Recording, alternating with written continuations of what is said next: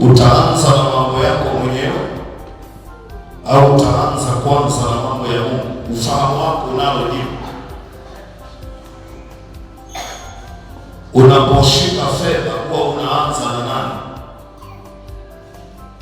Hiyo tu inaweza ikatupatia picha kwamba wewe ni nani.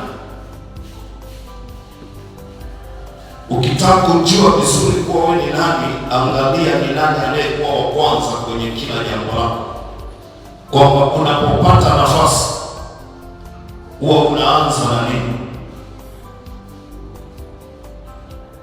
Kama leo Mungu angekubariki akakuzidisha akakupa fedha, utaanza na nini?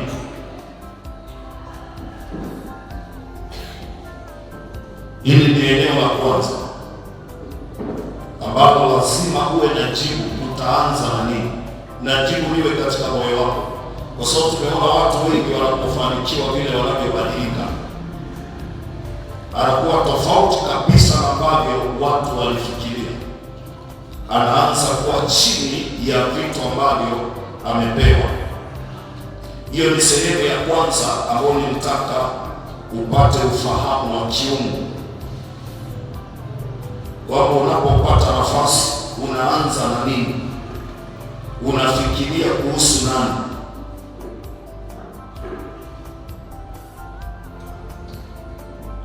Hiyo ni sehemu ya kwanza ambayo nataka iumbike kwenye ufahamu wako, kwa sababu tuko hapa, lazima ujue kwamba unaanza na nani. Nani ambaye ni target yako?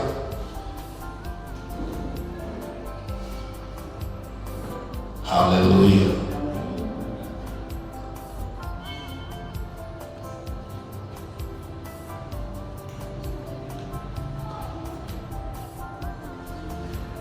Nyakati wa 2:34 kuanzia mstari wa kwanza. Yosia alikuwa na umri wa miaka 8 alipoanza kutawala, akatawala miaka 31 huko Yerusalemu, akafanya yaliyo mema machoni pa Bwana.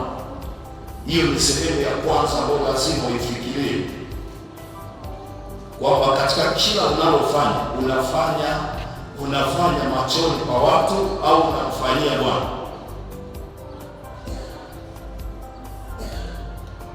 Kila unalofanya, mtu mwenye ufahamu lazima uelewe hivyo.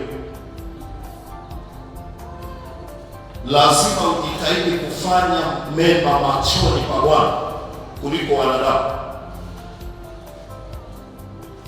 Machoni pa Bwana. Akaziendea njia za Daudi babaye, asigeuke kuume wala kushoto.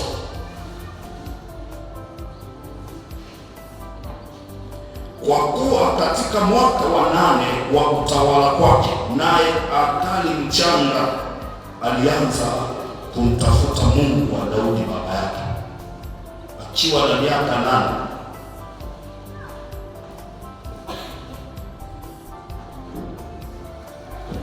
Kwa kuwa katika mwaka wa 8 wa utawala kwake,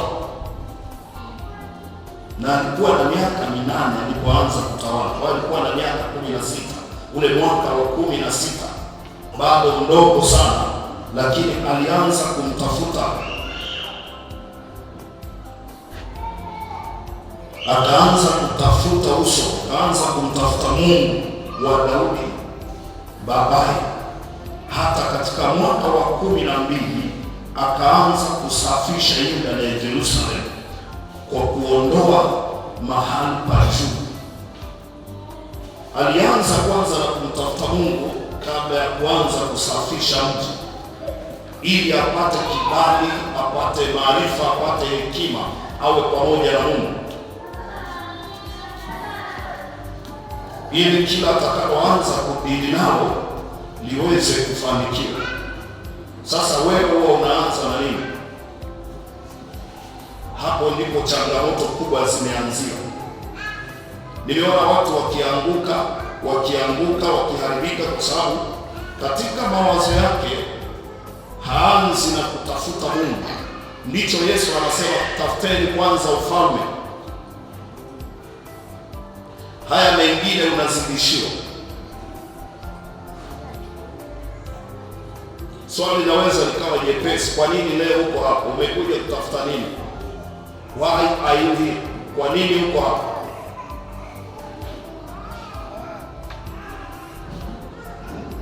Lazima uwe na ufahamu wa juu sana, hata kama ni wa kuiga kwa Josia.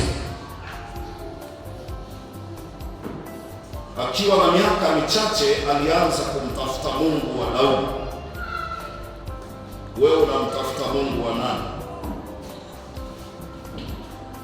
Huo ni ufahamu wa juu.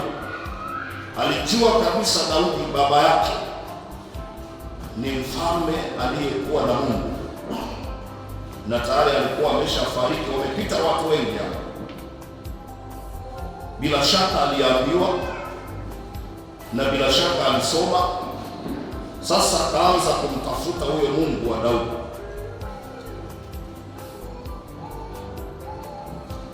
Kwa sababu yeye hakuwa na Mungu, sasa anamtafuta Mungu.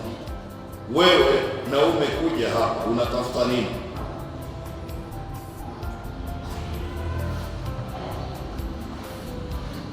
Bwana Yesu asifiwe. Nilitaka hilo likusaidie kupiga hatua fulani ya kiroho,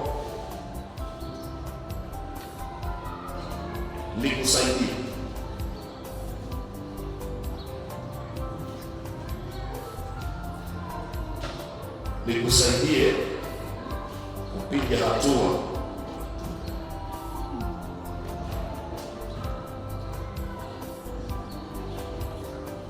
Haleluya. Mungu akubariki sana. Wakati huu nataka tukambariki Yesu, tukamwinue Yesu kwa hatua nyingine.